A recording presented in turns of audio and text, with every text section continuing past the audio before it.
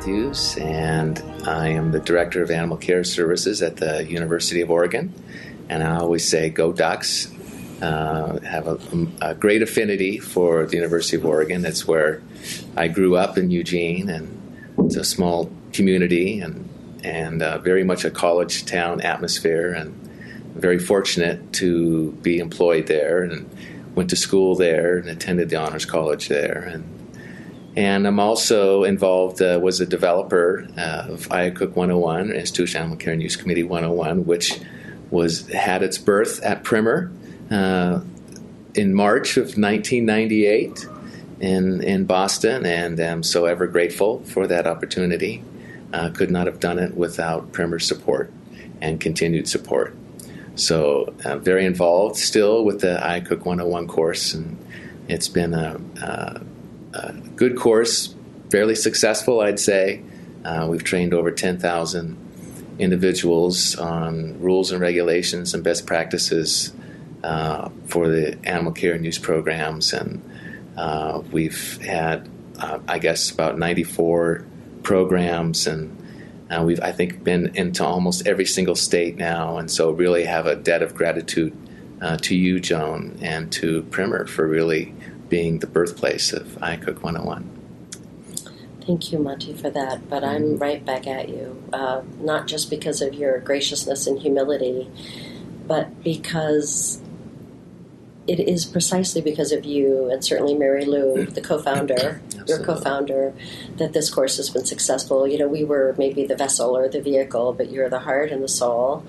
And I really would love to wind the clock back a little, because when I meet someone, as I've been privileged to know and meet you for so long now, I am always curious about what early factors and influences made you the remarkable leader, teacher, researcher, and certainly friend that you are to so many people in this community. You are a true center of this community. And I know that chemistry and psychology and biology were your academic fields and majors, but I'm curious about even the earlier influences that made you interested in the sciences, that led you to be interested in working with animals. I'm interested in the early seeds of your professional journey. What brought you to this wonderful community, to your brilliant career, and thankfully to Primer? Well, I guess it really starts with my family. I grew up in an environment that really valued education. My mother was a teacher and then became a principal in Eugene, and mostly at middle schools, and eventually also received her PhD and was also teaching in educational administration at the University of Oregon. And my father had a master's degree in counseling and did that for a number of years before eventually realizing that having 4 sons, he might have to find another occupation other than just being a counselor in order to support 4 sons in the manner, at least of which halfway he was growing up here on the East Coast. So anyway, my parents really valued education, and they really imparted in me the idea of being open-minded. And so I think it starts with them in terms of how I connect with people. And in terms of any sort of plan to become a professional in the lab animal career, it wasn't really well planned out. It was, a lot of it was serendipitous.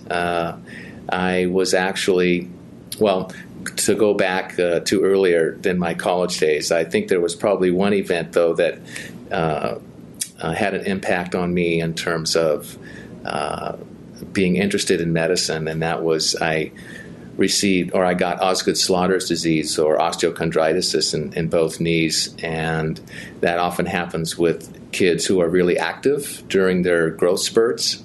And I actually got it in both knees, which is somewhat unusual.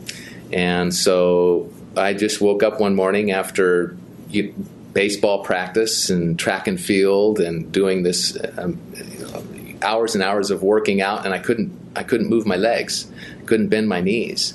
And so went to the family doctor, and he said, "Oh, you have Osgood-Schlatter's, osteochondritis, and don't worry about it. It'll go away in about 3 months." And so that was about in spring, and then so in the summer, I could still barely bend my knees, and so went back, and he said, "Oh, give it another several months." And so went to a specialist, supposedly, and he basically said, "Well, it's not. It's just going to run its course. It really doesn't matter what you do about it." And so for the next 6 months, I was just getting back to walking without the pain, and then I would start to. And athletics before that time was a big thing for me. I played all the sports: basketball, baseball, football, and track. And so not being able to do that made a large. I was 13 at the time, actually. So that was all during the sort of growth period, and so I focused my efforts in school. Not that I didn't beforehand, but even became more focused with the school. And then eventually, however, my knees weren't getting better, and so finally went to see Dr. Slocum. And Dr. Donald Slocum was a world-renowned orthopedist, just happened to be in Eugene, and he was a founder of the Slocum Institute there. But anyway, so he actually gave me very different advice and said, well, if you try and be too active on it too early, you could exacerbate the area. And so anyway, wound up having surgery performed by Dr. Slocum, and that whole experience that transpired over about 3 years sparked an interest in medicine for me. So I sort of had that interest and just a natural proclivity towards the sciences and math. I was always kind of a math nerd. I was very good with numbers, and my interest in medicine and was certainly sparked by that whole experience, and again, just having a natural inclination towards mind and body and the interrelationship. Also, reading Adele Davis's book, Let's Eat Right to Keep Fit, when I was in 7th grade, probably right around the same time I had the knee experience. And it was an amazing book, and I just remember talking to my grandmother about her work and how important nutrition was, and so learning about preventative medicine at a very early age also sparked an interest. And as with most people, not only are educational interests, or in your case, sort of this personal experience with medicine and science formative, but I'm also curious when I meet people and talk to them about what were the influences that made you really think about ethics, that made you think about morality, that made you think about, in this case, for our purposes, the humane part of the care and use of animals, because you are one of the most caring and ethical individuals I've met. And so the science and math part you've talked about, I'd love to know what those early influences were, or the experiences that shaped your interest in and certainly commitment to ethics. Well, again, I think a lot of it goes back to my upbringing with my family. My mother's background, in addition to teaching, was also in psychology as well. And so I kind of grew up in this sort of Rollo May sort of period, and Ellis and other humanistic psychologists. In fact, my father actually went to study with Carl Rogers for a summer, and we wound up, when I was 10 years old, going to Hawaii and living there and spending about 5 months living in Hilo, Hawaii. And I went to, in fact, all my brothers and myself went to a school called Kiikaha, which was a school in an area that was very poor. I was the only Caucasian, besides my brothers, to go to school there. So that was coming from Eugene, you can't get much waspier than that. and spending about 4 months in a school environment, and having that experience also opened my eyes and learned a lot about how people relate to each other, kids relate to each other. And so the sort of ethics, although I didn't really realize it was ethics per se, but just how we treat each other, what our worldviews are, that certainly had an impact on me. I'd say also in taking courses at the Honors College at the University of Oregon, where the classes were much smaller, and we just had, it was a very traditional type of scholastic education, and looking at all the way back to the Greeks and learning about ethics, Aristotelian ethics. I really enjoyed reading a lot about Socrates, a lot of the Plato's Republic and the Symposium, and that actually had a large impact on me and the Greek philosophers, as well as some of the later philosophers, both Kant and Hegel and Kierkegaard and others, that really made me think a lot about ethics and how we treat each other. And so I'd say those were certainly impactful. You're a born teacher, Monte, and you have contributed so much to this field, and something I've known but really never noticed the extent to which you have been a teacher and leader was when I went over your CV and your bio and saw how many organizations you're not only involved with but have been at the helm of or in the vanguard of. So I'm going to ask another question about, where do you get the energy? How do you give so much to so many people, so many places, obviously so many animals, and not diminish your own strength, stamina, soul, for lack of a better word? You are truly an organizational man who is involved with at least 6 organizations very intimately, all of which probably could not do what they're doing without you. Where, how? Tell me about your organizational lives. There are many. Well, certainly they would be just fine without me. I think that energy comes from a belief that I've had for a long time, and it's really a Buddhist belief, and that is that we're all interconnected.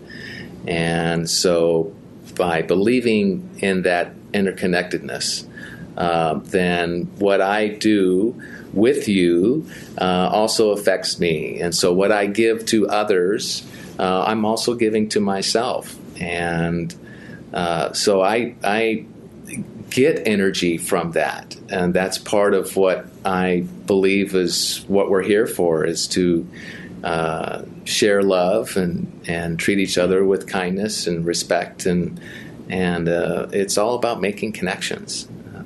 That's a big part of it.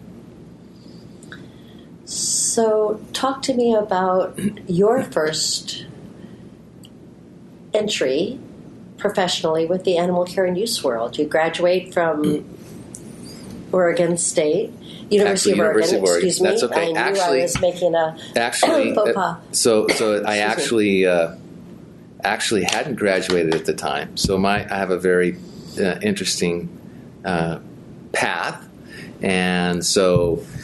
At the time I first got into the lab animal field, I was actually, first of all, I had actually spent several years in a couple of different research labs. One of them was in a lab that utilized rats for studying the nigrostriatal system. And would you mind explaining what that is? So the substantia nigra and the striatum communicate with each other. There's pathways there, and part of these pathways involve motor movement, and also looking at how certain types of drugs that would be affecting or could be models for Parkinson's disease, as well as antipsychotics. And so there was and I did this as an undergraduate, and also worked in a lab that, although I personally in that lab, I didn't have a lot of hands-on experience with the rodents. I was mostly looking at different ways that we could utilize recording techniques to look at the quality and quantity of neurotransmitters involved in this pathway. And so, dopamine was a particular neurotransmitter involved in that pathway, and there's also lots of ascorbic acid or vitamin C, and it turns out that the tools that we were utilizing happened to take advantage of oxidation potentials of the different neurotransmitters, and it just so happened that the ascorbic acid has the same or very similar oxidation potential as dopamine. So we're looking at ways to modify that to separate out where we could see peaks discerned from dopamine and ascorbic acid. Anyway, that's going back a long time ago. But so there was that experience, as well as working in a lab that used monkeys to study the visual system. And although I didn't work directly with the monkeys, I was familiar with the work. And in this particular case, it was the investigator was looking at the visual system and studying certain cells, the lateral geniculate cells, as part of the visual system. So I had some exposure to working with lab animals, although at that time I'm not thinking, lab animal career at all, right? So I'd actually was, during this time, in order to help pay for college, was a teaching assistant in both general chemistry as well as quantitative analysis. And so I was a TA for the quantitative analysis course in the spring, and I was looking for a job in the summer. I was looking for a research job, and a friend of mine who was the facility manager for the vivarium was moving to Davis, and very, very dear friend, and love him to pieces. And Doug says, and I was looking for a job, and he says, well, Monty, why don't you just apply for my position? And I said, well, tell me about it. So he told me about how he managed the facilities and what that was about. And I said, well, that sounds interesting. And so I thought, well, if there's not a research job available at this particular time, and then I'll just go ahead and apply. Well, it also turns out that the director of the facility was a fellow fly fisherman. And so that's one of my passions is fly fishing. And so I went for an interview. Of course, we hardly ever talked much about work, but a lot about fly fishing. And so I was hired. And I thought, this will be a good gig for about a year. Give me enough money to save up and finish college. And that was July 14th, 1988. So that was my entry into the animal care, arena. And little did I know, and at the time that I first started, it was just crazy. The University of Oregon, 2 years earlier, had experienced a break-in from the Animal Liberation Front. The repercussions of that break-in were still very prevalent. The university had one, if not two, lawsuits involved with the people for the ethical treatment of animals and students for the ethical treatment of animals. And so I literally walked into a fire. There was so much activity going on, and so I had to learn a lot very quickly. And I think that sort of experience, right from the get-go, just had a large impact on me in this area. And I just, I learned so much in such a short period of time. So you are coming up, if I'm not a math nerd or math geek, but if I'm calculating it correctly, you're coming up on your 25th anniversary of first entering the lab animal field. And you just alluded to this incredibly incendiary environment that you encountered and the learning curve required. I'd love to hear more about the animal extremists or the people and problems you encountered. And I'd love you to talk about it in terms of the then and the now, if you would, and how that journey has unfolded, not just for University of Oregon, but industry-wide in terms of the field in general, because you are someone who's seen it from a very close perch for a long time now. In our facility, we had a monkey that was being that was used as a surrogate mom, and it turns out that the investigator whom I had actually done a little research with actually needed to use an animal for one of his experiments, but he didn't want to use this monkey whom we all knew was Martha. And so we actually wound up, and so we really didn't know what to do with Martha, because the investigator really, investigators form attachments with animals. I think that's one of the one of the things we don't do a good enough job is in educating the general public, is that people who work with animals care about animals, and particularly the investigators. People, a lot of the general public, if they just listen to the animal rights organizations, think that there's a lot of people, a lot of investigators walking around in white lab coats and are bereft of any kind of feelings whatsoever, and that's just not the case. And that was the case in this particular case here. There was a desire not to use Martha, the surrogate mother, for many years in an experiment. So instead, there was a desire to transfer her to another institution. And we actually looked at some sanctuaries, and at this time, I'm not at the high level, so I don't know everything that's going on, but it was my understanding that we weren't comfortable with the veterinary care at these sanctuaries. It wasn't a full-time vet, for instance, at this primate sanctuary.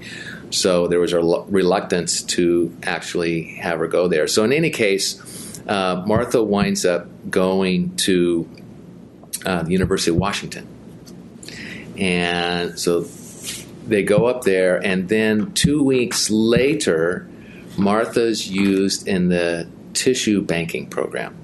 So she was actually euthanized, and different parts of her were used for the different research projects there. Well, prior to her being taken to University of Washington, the People for the Ethical Treatment of Animals, the Animal Rights Group, got wind of us trying to find a place for her, and they wanted us to send her to the sanctuary, and that's why we did some of that research. So anyway, she winds up going to University of Washington. She's euthanized for the tissue banking, and then all of a sudden it's front page news, and there's this gal who is in front of the television cameras, and she has tears in her eyes about how this monkey was shipped off to another institution only to be killed and used in experiments, and why didn't we send the monkey to a sanctuary.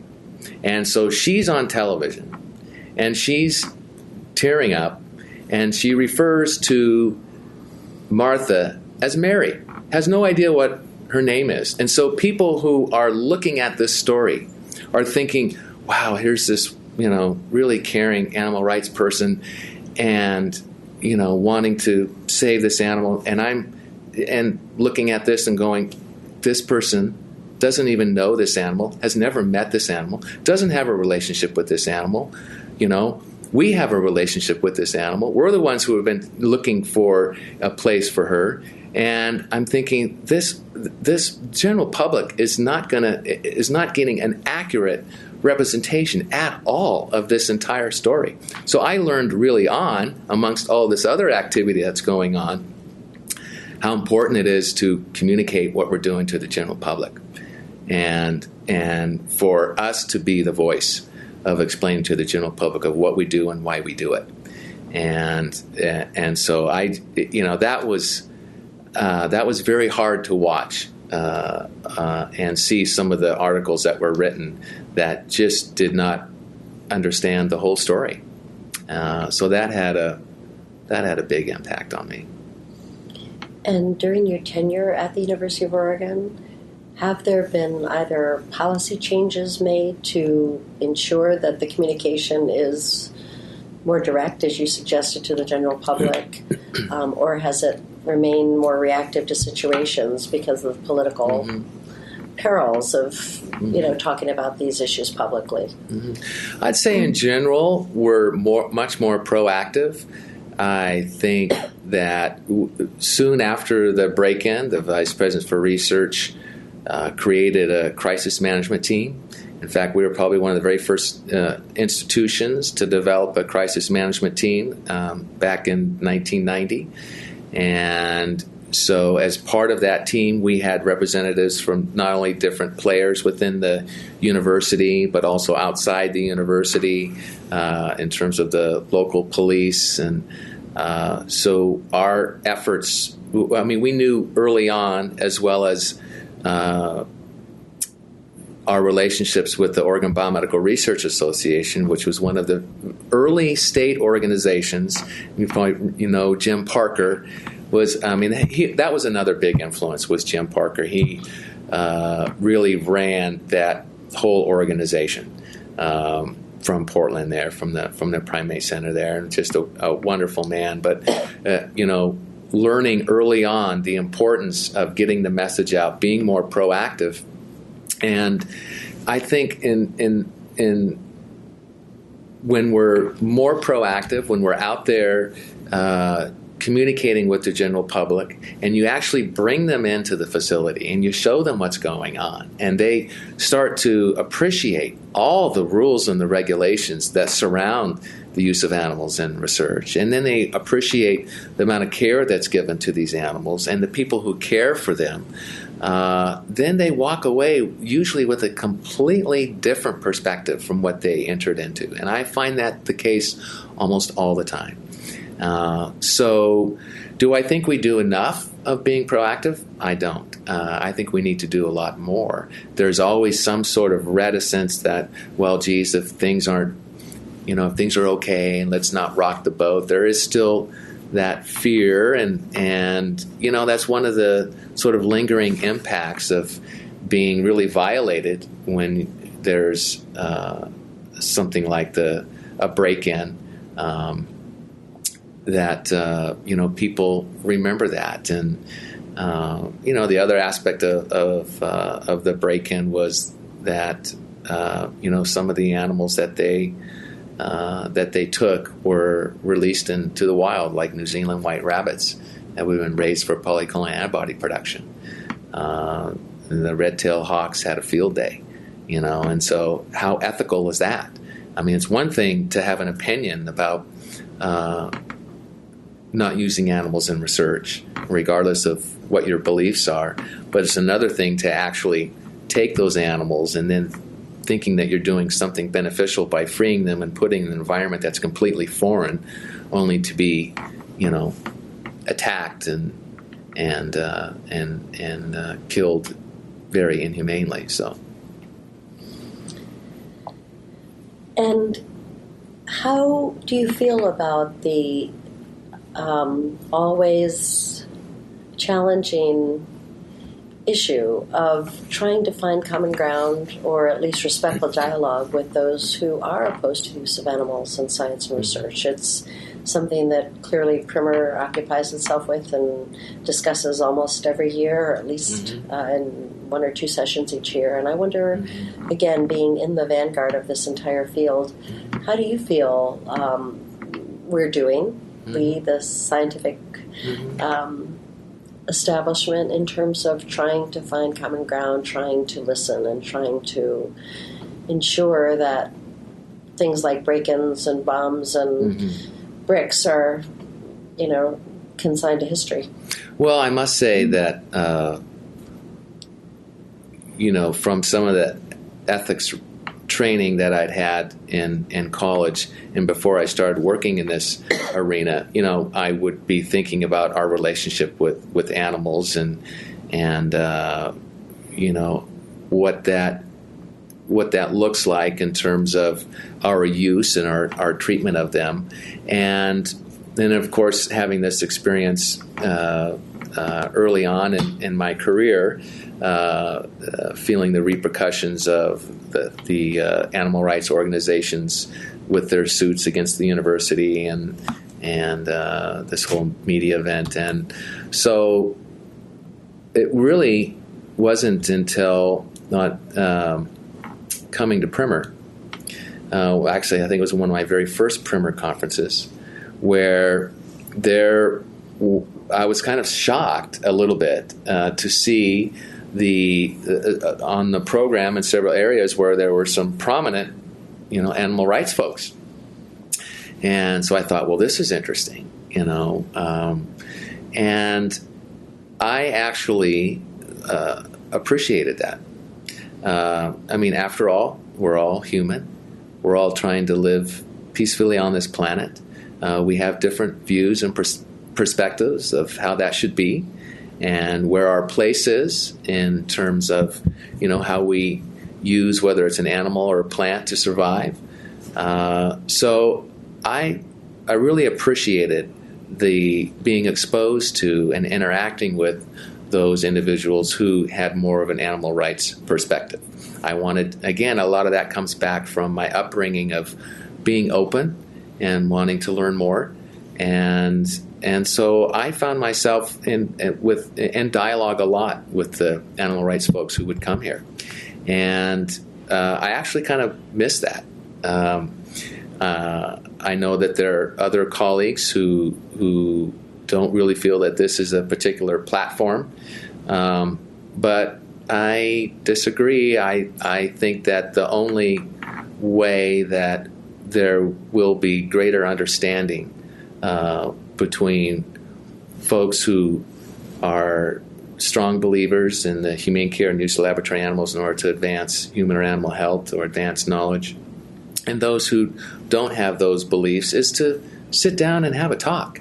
I remember the presentation from this gentleman. I can't remember where he was, but he talked about the time where Gorbachev and Ronald Reagan actually took a walk in the park. And so any time that we can meet eye to eye and make that connection that is more than just words on paper, but it's a connection that's heartfelt, then I think we have a greater propensity or opportunity for understanding. And so I firmly believe that in order to improve those relations, we just need to talk more. And having opportunities in venues like Primer is really important to be able to have those discussions. And I'd actually like to see more of that from the animal rights folks. So, but I'm probably in the minority, but that's okay. University of Oregon is a relatively small animal care and use program when compared to many other institutions, although we are renowned for the zebrafish work. It was really the result of George Streisinger, who was a developmental biologist at the University of Oregon, who had worked with bacteriophage and wanted a challenge with a vertebrate model. And so he started working with zebrafish in the 70s and made the front page of Nature magazine, cloning the first vertebrate animal. And so so we're really well known for our zebrafish work, and we've been doing it since that period of time and have been spawning postdocs all over the country and the world. And so it's really a privilege to be working with these investigators.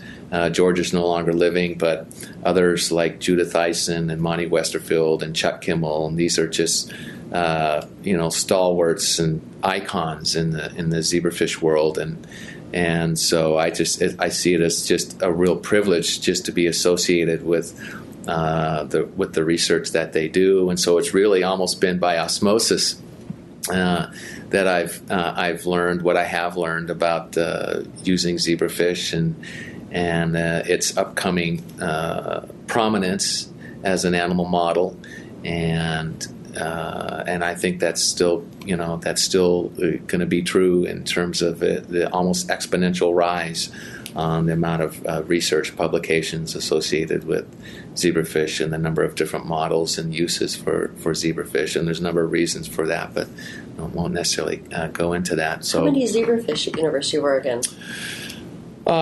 We have approximately, at any given day, about 150,000 adults. Juveniles, probably anywhere from 20 to 30,000.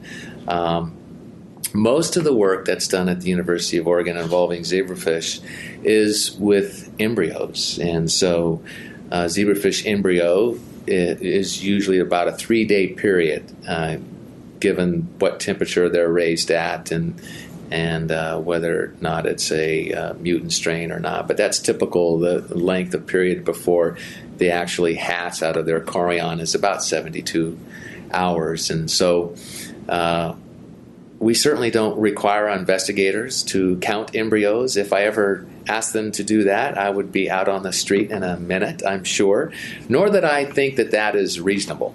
I mean, there are rules and regulations, and then there are rules and regulations. And so, but what we do is ask them to estimate the amount of embryos that they might need for their various research projects. And so, to give you some idea of the scale, we probably estimate that we use 10 to 15 million zebrafish embryos a year, which is it's a lot.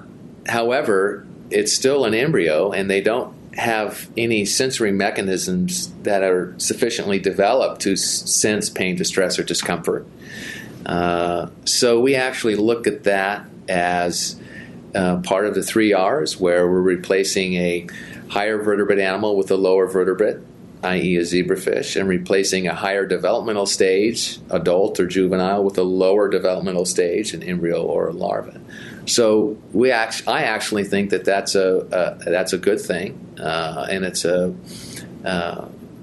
something we should be communicating more with the general public. Although the numbers seem quite daunting, and yet there's good reason for those numbers. I know I had asked about a day or week of the LIFO, but I'd like to ask a few follow-on questions about zebrafish, because I'm really fascinated by it and know that it is hope for the future, continuing hope. You talked about, obviously, that the embryos can replace juveniles or zebrafish, and are they also similar enough to other vertebrates so that you're replacing rats or mice or bunnies or sheep? Oh, sure. So tell me what other species they might be involved in reducing. What kinds of research can they, in fact, serve as models in, whereas in the past other species would have been used or would have been required? Well, a lot depends on the science, what questions are being asked, and of course the tools that are available. So the molecular tools that are available nowadays are so much more sophisticated than those that were 20 years ago. And so, but by being a vertebrate, it shares a lot of homology with all vertebrates in terms of our genes. And so, of course, humans are, very close to chimpanzees and the percentage of DNA that's very similar. But, there's a lot of homology between humans and zebrafish, although it doesn't seem like that. So, I mean, that's one of the reasons why they're being used, and they're finding more and more models, whether it's developmental studies, which is really the hallmark of how zebrafish were used at the University of Oregon, in particular neurodevelopment, to carcinogenicity studies, to so many different kinds of models. One thing you had referred earlier to the 3 R's and the very justified pride you feel in using these embryos in lieu of higher vertebrates. Would you mind defining the 3 R's and just giving a bit of background for those who will be watching this in future years who might not be as familiar with the 3 R's as you? Well, the 3 R's were first developed by Russell and Birch when they wrote in 1959 I don't remember the exact title, but something like humane experimental techniques, something to that effect. And so they coined the term 3 R's: replacement, reduction, and refinement. So I think I talked about replacement in terms of a higher vertebrate animal with a lower vertebrate, actually, or in terms of a non-animal model, or an animal model with a non-animal model. So whether it's tissue culture, of course you still need animals for the tissue, but computer modeling, what have you. And then reduction, of course, is using the fewest numbers of animals in order to attain your scientific results, answer the question that you're trying to find out.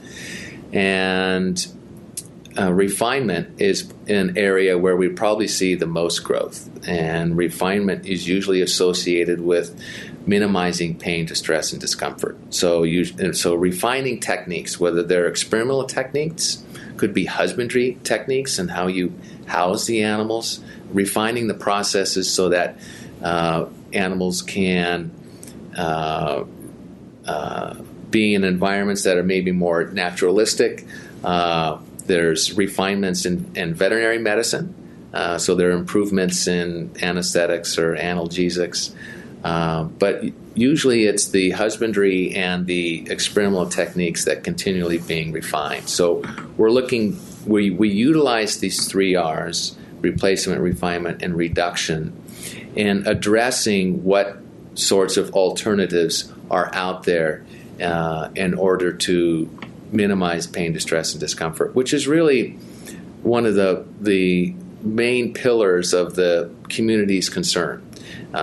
Is making sure that the animals that we do use, that they're treated humanely, that making sure that the research is necessary and there aren't any alternatives, and that the animals receive humane, consistent care, and that there's a minimization of pain, distress, and discomfort.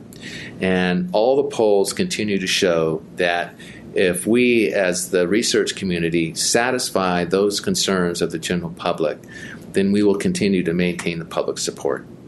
And that is where I think we need to do a better job in communicating with the public on that we are doing those things, that we are treating animals humanely, that we are making sure that the work that we do with animals is necessary and there aren't any alternatives, and that we minimize pain, distress, and discomfort. And one of the ethical principles that I utilize all the time, and we as an institution have utilized, is the principle number 4, the U.S. government principles, which talks about minimization of pain, distress, and discomfort.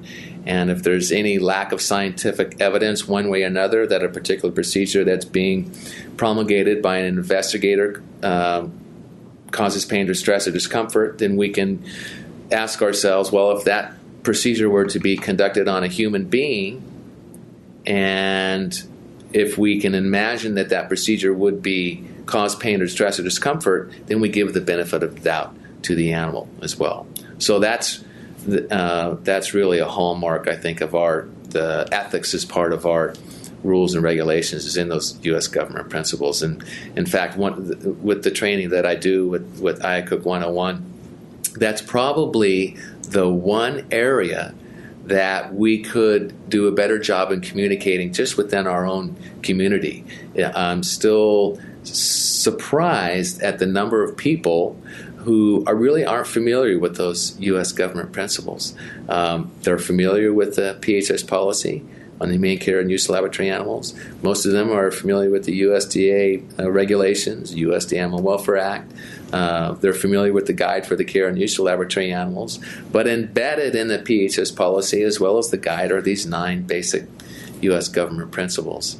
And so I spend quite a bit of time, and our faculty spend quite a bit of time throughout the day talking about those U.S. government principles and how they really form the foundation for the ethics for what we do with animals. So minimizing pain, distress, and discomfort, making sure what we do, whatever the objective of the study is, making a connection with its relevance to improving human or animal health, advancing knowledge, making sure that the housing conditions are appropriate for the species, humane methods of euthanasia, conflict of interest. So, you could, and we always say in IACUC 101, you could throw away the guide for the care and use of laboratory animals, although ALAC might not like that, or PHS. You could throw away the PHS policy, and you could throw away the Animal Welfare Act, and if all you had were these 9 basic principles, then you would have, and lived by those principles, and you would have the foundation of a ethical animal care and use program.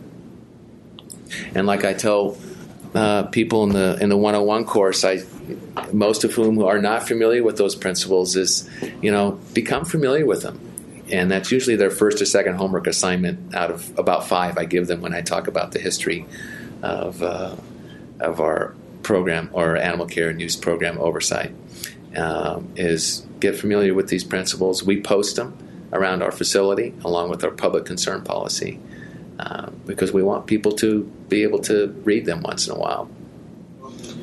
So I'm going to withdraw the question about a week in the life of, and instead ask you if you could think about 2 or 3 challenges and 2 or 3 points of pride and accomplishment and achievement that you'd like to talk about in the teaching administration parts of your job. What have been, and what are the continuing challenges, and what have been the, wow, I got a crow, just like Peter Pan moments? What are the things that you've been proudest of? Well, I think the opportunities to work with the investigators that are really doing cutting-edge research is amazing. I enjoy that, whether it's from interacting with them personally or through reading their protocols and work with them so that their protocols are in compliance with all the rules and regulations, but moving them forward so that they can do their work, because it's work that I believe in. And so working with those talented researchers and individuals, and then teaching. I love teaching. Before I actually was involved in animal care and use, I was, like I've mentioned, a teaching assistant. And so I enjoyed interacting with students. And so I have an opportunity to do that in my current job. So when I do the ethical training, anyone who uses animals at the University of Oregon has to go through my ethical level 1 sort of training about the rules and the regulations. There's another person who does it for the fish, Tim Mason, and he's very good at it. But it's an opportunity for me to really connect again with the people who will be utilizing the facility, the people who will be doing the research with the animals, and I'm thinking Italian. Yes, no. Good. There have been requests to do my training and put it like online or on the web. And I've always resisted that because I don't feel like there's the opportunity to really to get to know the person, to make a connection with them, and how important that is to establish relationships. I mean, life is about relationships. And so although it does take time, and I'm usually doing at least one training a week, I get great joy. And it's usually I get to spend about an hour and 15 minutes, and I try and make the topic of rules and regulations more palatable by sharing some real life stories and experiences. And I believe that they walk away from that training not just with these are the rules and the regs, but wow, what I do and how I do it is important. It matters. And also walk away with the idea that, we're all on the same team. I think that's one of the challenges is sometimes you will have folks who perceive the Animal Care and Use Committee as not really a part of the team, as being more as something that they have to, like a hoop that they have to jump through in order for them to do their work. And yet, when I think that when I give the training, hopefully they understand that we are a team, that we're all just interconnected parts. So for them to do their work and be in compliance with what these rules and regulations are, that we're also there to help them. We're also there to help protect them. And so that sort of change, that shift in perspective is one that I get a lot of great joy in. And it's also an opportunity for me to hear about their frustrations. And I certainly, when I first started and having a little bit of the experience as being involved and associated with some of the research, I know the demands that they're under. I know that these are tough times to try and get funding, to maintain a research lab, to write grants and to teach and do all those. That's a lot of pressure. And so I'm reminded of that when I do have an opportunity to interact with them. And so, the challenge is, well, let me help you, get you through, these policies and procedures and rules in a manner in which you can continue to do your work. Sometimes that's although it takes extra time to be able to do that, and sometimes it can be a challenge, it's also very rewarding.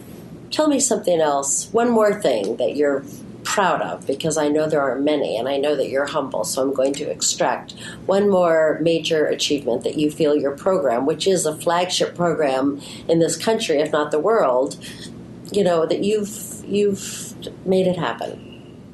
Well, the IACUC 101 in '97 in San Diego, we were at the Princess, but it wasn't called Princess then. It was called Paradise Point Resort, yes. And then it later changed. Yes, exactly. So we were at the Paradise Point, and I remember a colleague of mine who had just become the lab animal director at Oregon State University, and she was fairly new to the rules and the regs, and I remember her walking through the reference room at Primer, and I happened to be with her, and we're looking at the different references that you guys had laid out, and her name was Dr. Barbara Smith, who has all these acronyms at the end of her name. She's DVM and PhD and board certified, this and that. And she goes, gosh, Monty, she goes, oh, you got USDA over here, you got PHS, you got the guide. When do you have to follow each of them? And I'm thinking, here's this incredibly bright person, all this training. And she is, confused about how this all fits together. Not like any of us really know how it all fits together. But at that moment, I remember it distinctly, that I thought, this is crazy. Why? There should be a basic course in front of the Primer course that just lays it out there in real basic terms. And so, and I was a newbie, relatively newbie at the time, and I remember getting at the end of the conference, I got in a taxi cab, and in the taxi cab was Molly Green and Karen Hansen. Now, these are icons in the animal world and the human subjects world, and I really didn't know Molly or Karen very well. Karen a little bit because she was from Washington, and so I said, "Have you guys ever thought about having like a basic course, like on the front end of this course? Because I think it would be valuable and make the courses that are being offered at Primer more understandable, because it seemed like many of the presentations at Primer were more sophisticated, a little more advanced, and would be helpful to have a more basic understanding." And so Molly says, "Yeah, that sounds like a good idea." And of course, Arena, I think, had done some of that. before, but not like or sort of an official basic course year after year. So then I remember a couple of months went by, and I emailed Molly, and I said, "Hey, Molly, did you ever give this any more consideration?" And she says, "Well, yeah, I think I'll bring it up when I meet at the arena council, and I'm on the arena council, and I'll bring it up." And I'm thinking, okay. So then a few more months go by, and I email Molly and say, "Molly, do you guys ever consider this?" And she finally writes back, and she says, "Yeah, it's a good idea. We want to do it. You want to do it?" And by the way, here's a name for you, Mary Lou James. Now, little did I know that Mary Lou, who's been the stalwart of IACUC 101, she's it's been her baby as much as mine, and then some. Trust me, love her to pieces. And she and I had actually met that March of '97, and both of us remember meeting each other and sitting on the bridge, the wooden bridge, I guess, or I don't know if it was wooden, that was the barefoot bar and grill. And we were talking about the new ag guide and when was that going to be out and this and that. And so here now is Molly saying, "Here, I want you to work with Mary Lou." And so we're thinking, okay, we're going to develop this program. And this was only like 5 months before the next primer meeting. And so we were thinking, oh, they don't want us to put anything together for the one that's coming up because that's only like 4 months away. And Molly's like, "Oh, no, we want you to do it then." It's like, what? So, we're busy putting this program together. And as well as I do, what that was like up there in the hotel room, stuffing packets together. Of course, they were green packets after green and yellow for University of Oregon Ducks. And so, we're stuffing our packets together, and we were so concerned that we were not going to do well. And so we had the registration was only, I think, $75, and it turns out this half-day course was a great success, and a lot of it was because of the faculty that we got on board. People like, I think Catherine Bain was there, Ron DeHaven was there, Dr. Nelson was there, Garnett Nelson, Molly Green, Marky Pitts, and I don't know if Ernie was part of that program, Dr. Ernie Prentice, or not. But anyway, those were us, and that was the birth of IACUC 101. So I think really that's probably something that I'm pretty proud of, and certainly have a lot of in debt to you, but in particular Mary Lou, who's really been the one to carry the torch of IACUC 101, and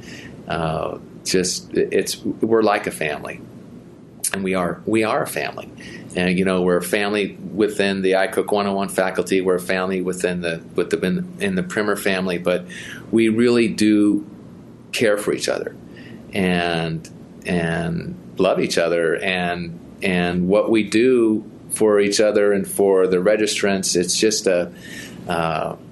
just a great feeling, and we do it for the love of it. Certainly don't do it for the financial reasons. I don't think anyone does it for financial reasons who's in this business, but it's really a labor of love. It really is. Today, the energy was so palpable when people were in the small groups after the break. And I just ran and got my iPad and started snapping pictures because I thought this is learning at its best. It's interactive, it's lively. People are just so engaged, and ultimately they're so grateful. So nearing the end of our time, I need to know, because you are a remarkable human being, Monte, as well as a remarkable professional, what are some of the sources of inspiration for you? Either mentors or teachers from any walk of life, books, articles. We've already talked about the 9 principles, but who are your teachers, and what are the other resources that serve as bedrock for you? Because those are worth sharing with those who will someday be watching this interview. Well, first, my mother and father, being educators, learning the value of education, having an open mind. That's probably been one aspect I'll carry with me the rest of my life, and how important that is, to be open. I think,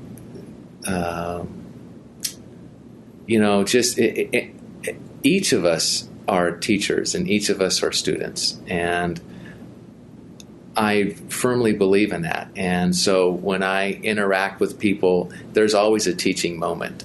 All the teaching that I do with the students who are learning about how to use animals, etc., I'm learning from them as well. And so really, every opportunity is an opportunity for teaching and for exchange of ideas. I have to give deference. What's the word? Credit. Credit. Thank you. To really some of my mentors, Greg Stickrod, who was the director of the Lab Animal Services when I first started. He taught me a lot just about working with laboratory animals. And then later on, Dr. Jack Vanderlip, who was the previous director at University of San Diego, who was my connection to Markey, because Markey had actually worked for Jack while he was down in San Diego, and that's how I became friends and colleagues with Markey Pitts. And Jack gave me a lot of freedom to really learn and grow in the position that I was in as a facility manager. And so really I not only did I learn a lot from Jack about being a director of an animal facility, because after he left I became director, and it's not very common that you have non-veterinarians as directors of facilities. And so I really owe that to both Greg and Jack for teaching me and giving me the opportunity to learn and grow and expand and become connected and networked with organizations like Primer. And so I really look and owe a lot of credit to them. I think part of we were sharing earlier, part of the philosophy of Buddhism is learning that we are all interconnected, that life is impermanent, and that suffering is really the result of our attachments to whether they're things or ideas. And I know in periods of challenges or stress, if I can take time just to kind of meditate and know that I'm completely in control and responsible for how I feel, that's also having that perspective has really been helpful in my day-to-day activities and my relationships with others. I don't know if there's any books. I mean, my honors college experience, I have to say, was really important. Just the whole structure of that kind of environment that was very focused on interaction and dialogue, and you just didn't go to class and take notes, but you were expected to participate. At least 50% of the class was interactive, and so that was very challenging. And some bright professors, and that's where I was exposed to a lot of the great ethics teachers, like we had mentioned earlier: Plato, Aristotle, and Kant, and Hegel, and Kierkegaard, and Buber, and so many others that, as a result of reading them because of classes that I took, have been very impactful. And my colleagues, one-on-one colleagues, and my Primer colleagues, my ALAS friends, that I learn from them all the time. I do not want this interview to end. I could go on for hours, but in the interest of not wearing out your goodwill, I'm going to ask a conclusory question, to which I owe a debt of gratitude to Gigi McMillan, because it's her question, but I love it. Mm-hmm. And the question is, if you could influence a major change in how animal welfare is managed, or how animals are used in research, without regard to the need for resources, what would you wish for? In other words, how would you finish this sentence? If only... Well, if only we didn't have to use animals to get the answers that we seek. There's not a day that goes by that I think about the animals that we use. They're sentient beings, and so that's very impactful. And so the one wish would be, getting to the point where we didn't have to use animals for research. On the other hand, part of it is knowing that life is only possible through death. And so, whether you're a vegetarian or not, you can't move throughout the world without there being some kind of life and death. And so to me, it's not a question of whether there's going to be a death as a result of me, walking across the room and stepping on insects or something like that. But it's how we go through life, because there's always going to be death, because death's a part of life, and it's just it's a continuum. So the question would be, in terms of animal welfare, first of all, can there be total replacements for the use of animals? And then outside of that is making sure that they're just really well cared for in a manner in which provides them the best opportunity to exhibit their sort of normal, natural way of being. And we don't know oftentimes what that looks like, what that is. But certainly learning more, studying their behavior, studying their natural environment, is wanting them to be and being treated and lived in conditions where they don't suffer. So I don't know. I mean, other than continuing to utilize the 3 R's, I think we are doing the best that we can at this point.